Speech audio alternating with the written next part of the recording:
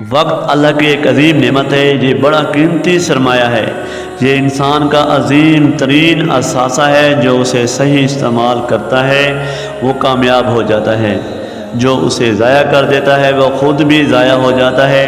اگر ہم تاریخ کا مطالعہ کریں تو تاریخ ہمیں بتاتی ہے کہ دنیا میں عزت کے افق پر وہی لوگ چمکے جنہوں نے وقت کی قدر کی، وہی لوگ کامیاب ہوئے جنہوں نے وقت کے قیمتی لمحات سے بھرپور فائدہ اٹھایا، وہی لوگ لائق تحسین ٹھہرے جنہوں نے اپنے شب و روز محنت و کوشش میں گزارے، وہی لوگ معاشرے کے لیے مفید ثابت ہوئے جنہوں نے اپنے اوقات زندگی کو مفید بنایا۔